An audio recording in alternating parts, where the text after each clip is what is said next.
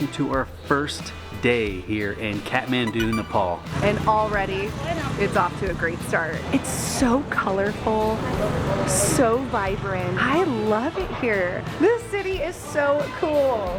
10 out of 10 recommend come to Kathmandu, but you have to be a little adventurous.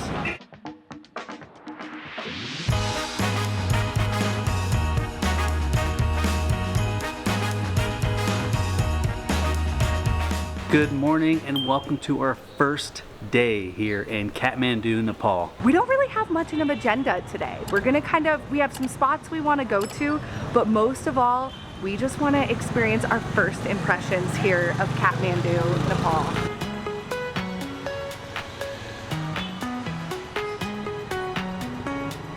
So since it is so early, almost everything is closed and it looks like things are starting to open up. So I think the key is if you want to go explore and you don't want to have to deal with all of the craziness, definitely get out early.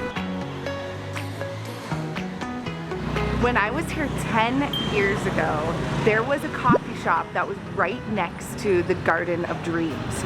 And I loved that coffee shop. I was solo traveling here 10 years ago. So I'm so curious to see if it's still the same and if it's still there. It's the exact same. That was very, very delicious, but a little fancier than I thought it was gonna be. I thought Sam was taking us to some hole in the wall. I think over the years, it's turned from a hole in the wall to a chain that is actually very delicious. The food, the coffee, very, very good, but not the cheapest place. So let's go start our morning fueled up with coffee and food and go sit in a beautiful garden.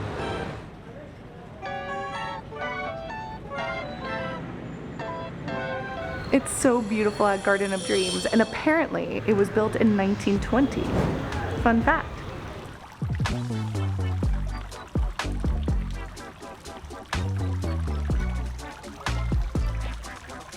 There are so many spring colors here right now. Like, these beautiful purple trees are everywhere on the street and in the garden. So pretty. Look at those flowers. Oh, those are cool. And you could just sit in here all day. There's no time limit. You just sit on a bench, enjoy the beautiful flowers, enjoy the sounds of like the water trickling. It's a very magical place to start your day.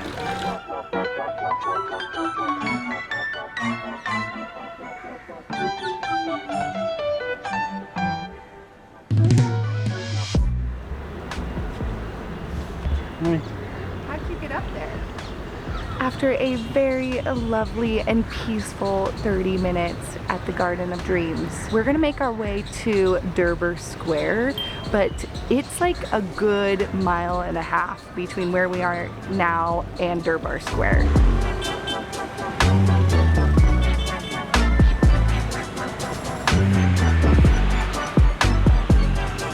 So as we walk to Durbar Square area, we also noticed that there are so many just temples everywhere, which is so amazing. And we also just read that 80% of Nepali are Hindu.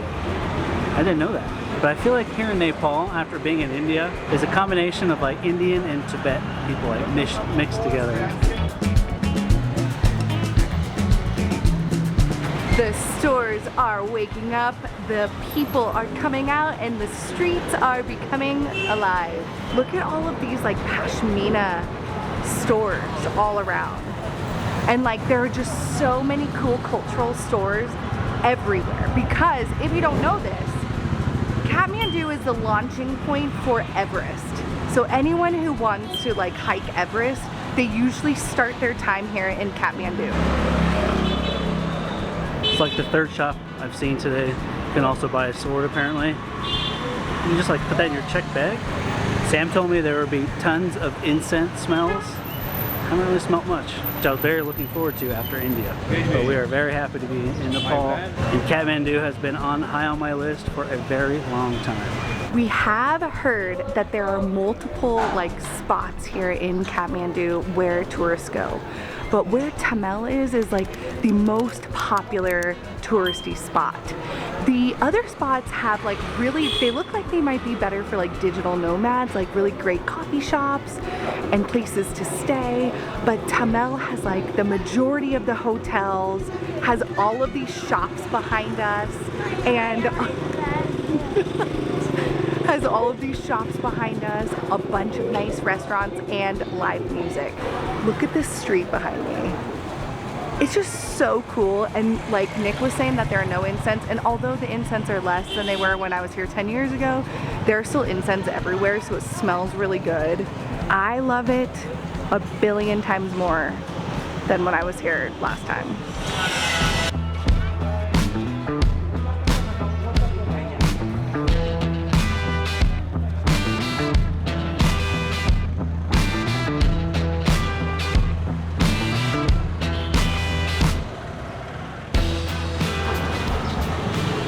I'm gonna go ahead and say that there are no electrical codes here. We haven't made it to Durbar Square yet, but let's go this way. That looks cool.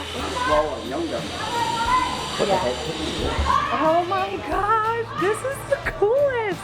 This city is so cool. Apparently this is a Shree Ghah Chaitya, I think is what it's called. And we didn't know this was over here. We were just walking to Durbar Square and saw this. And like, look at that. What? This is like on one of the main streets. Like it's a little alleyway off of one of the main streets of Kathmandu.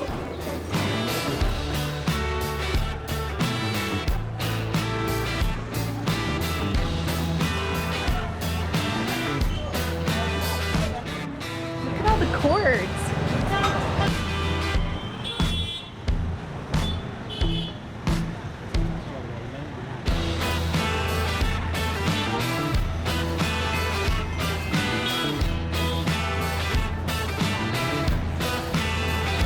So we are almost to Durbar Square, and then we saw this little alleyway that we wanted to walk down, and this is why we love to travel, because you can just be spontaneous and do things like this. Wow, Nepal is clear. Kathmandu is amazing. So, I think our first impression is seriously that we love it here. This is quite amazing. It's so different than anywhere we've been. I think this is the first place we've been where it feels so different, like the culture. Wow. And it is fairly easy, like getting around. I mean, you want to walk everywhere and you can get a taxi very easily, but it seems like getting around is just very easy. Walking is easy. Yeah, definitely come to Kathmandu.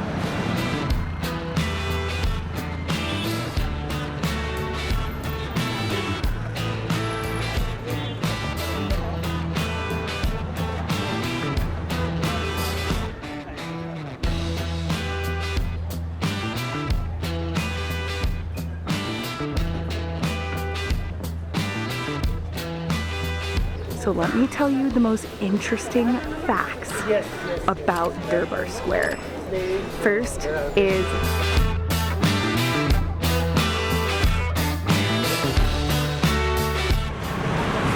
well, now I'm dark, now I'm light. Now I'm dark, now I'm light. And there we are, we're back. That was no, so we'll be eating crackers for dinner tonight. That said, we are heading to something amazing, which is Garden of the Dreams, is what I was just told. What? She keeps correcting me. I know. She keeps getting mad at me. Oh. But with that said, we're heading to Garden of the Dreams, which... Garden of Dreams. But with that said, we are heading to Garden of Dreams. It's so beautiful at Garden of the Dream, and apparently, no, I just said Garden of the Dream.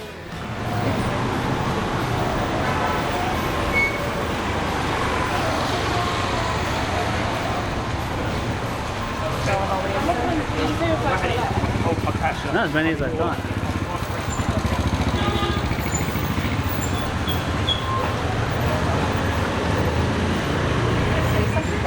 No, was I supposed to?